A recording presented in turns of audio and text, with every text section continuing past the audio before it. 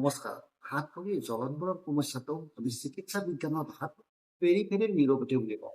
আপাত দৃষ্টি দিয়াত স্নায়ুজনিত সমস্যা, কিন্তু গভীৰ দৃষ্টি দিলে দেখা পাওঁ সমস্যাটো অকল স্নায়ু নহয়, সমস্যাটো মূলতঃ উদ্ভৱ হৈছে স্নায়ুলৈ তেজৰ চলাচল কৰা সূক্ষ্ম ৰক্তনলিকা দ্বাৰা পেমিজিলি। বিভিন্ন কাৰণত তেজত চুগাৰৰ মাত্ৰা যেতিয়া দীৰ্ঘদিন ধৰি বাঢ়ি থাকে, ই স্নায়ুত তেজৰ যোগান ধৰা ৰক্তনলিকাসমূহক ক্ষতি কৰিব ধৰে। ফলত এই ৰক্তনলিকাসমূহৰ ইলাষ্টিচিটি কমি যায়, ই ঠুনুকা হৈ পৰে, ই ভালদৰে সংকুচিত আৰু প্ৰসাৰিত হ'ব নোৱাৰা হয়। এই ৰক্তনলিকাসমূহৰ ভিতৰত গেছ জমা হ'ব ধৰে, স্নায়ুলৈ তেজৰ চলাচল কম কৰে, ফলত স্নায়ুকোষে পৰ্যাপ্ত পৰিপুষ্টি লাভ কৰিব নোৱাৰে। স্নায়ুকোষবোৰ ভালদৰে কাম কৰিবলৈ তাত পৰ্যাপ্ত অক্সিজেন, নিৰ্দিষ্ট মাত্ৰাৰ ভিটামিন, প্ৰটিন, মিনাৰেল আৰু গ্লুক'জৰ প্ৰয়োজন হয়।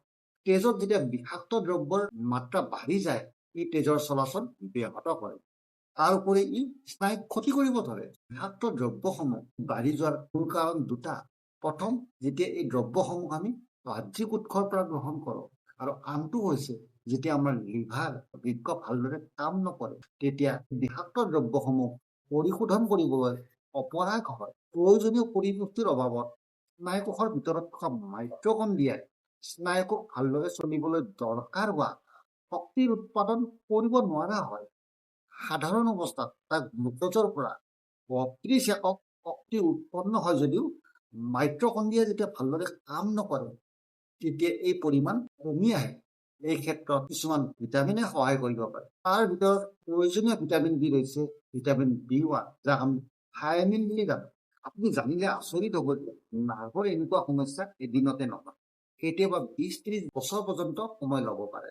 অৰ্থাৎ তেজত চুগাৰৰ মাত্ৰা কম মাত্ৰাটো যদি দীৰ্ঘকালৰ বাবে বৃদ্ধি হয়, তেন্তে এই পেৰিফেৰেল নিউৰোপেথীৰ দৰে নাৰ্ভৰ সমস্যাৰ জন্ম হ'ব পাৰে।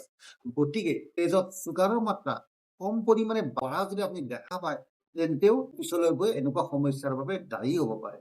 এনেকুৱা সমস্যাৰ পৰা হাত সৰাৰ আটাইতকৈ ফলপ্ৰসূ উপায় হ'ল ইনচুলিন ৰেজিষ্টেন্স নামৰ মাৰাত্মক অৱস্থাটো পৰিহাৰ কৰা। গতিকে ইয়াক প্ৰতিহত কৰিবলৈ আপুনি জীৱনশৈলীত আমূল পৰিৱৰ্তন আনক। স্নায়ুৰ এনেকুৱা ধৰণৰ ক্ষতি ৰোধ কৰিবলৈ বা নিৰাময় কৰিবলৈ আপুনি কিছুমান উপদেশ পালন কৰিব পাৰে। প্ৰথমটো হৈছে বেনফমিথিয়ামাইন গ্ৰহণ কৰক। ই হৈছে ভিটামিন B1ৰ ফেট চলিউবল অৱস্থা, য'ত এইবিধ ভিটামিন সহজে পেচাবৰ লগত শৰীৰৰ পৰা ওলাই যাব নোৱাৰে, ফলত স্নায়ুক মেৰামতি কৰিবলৈ যথেষ্ট সময় পায়। এনে অৱস্থাত এইবিধ ভিটামিনৰ পৰিপূৰিকা গ্ৰহণ কৰাৰ আৱশ্যক আহি পৰে। দ্বিতীয়টো উপদেশ হৈছে খাদ্য তালিকাত কাৰ্বহাইড্ৰেটৰ মাত্ৰা কমাই আনক। আমি জানো যে মাত্ৰাধিক শৰ্কৰাই অকল ডায়েবেটিছ ৰোগে যে সৃষ্টি কৰে এনে নহয়, ই অন্য বহুতো সমস্যাৰ মূল কাৰক হিচাপে দেখা দিয়ে।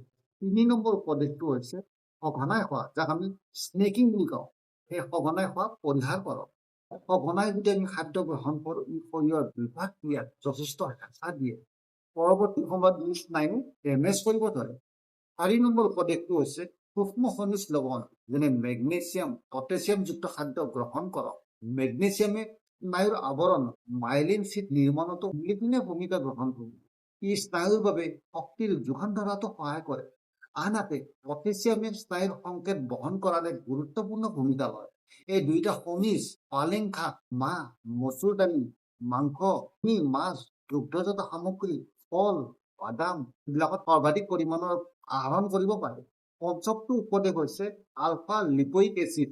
ই স্নায়ুৰ বাবে প্ৰয়োজন হোৱা তেজৰ চলাচল বৃদ্ধি কৰাৰ উপৰিও পৰ্যাপ্ত শক্তিৰো যোগান ধৰে। এইবিধ পৰিপুষ্টি আপুনি পালেং শাক, ব্ৰকলি, বিলাহী, মগু, বিট, গাজৰ আৰু মাংসৰ পৰা পৰ্যাপ্ত পৰিমাণে আহৰণ কৰিব পাৰে। গতিকে আপুনি যদি এনেকুৱা লক্ষণত ভুগিব লৈছে, ই ওপৰত উল্লেখ কৰা কাৰকৰ বাবে সৃষ্টি হোৱা স্নায়ুজনিত সমস্যা হ'ব পাৰে।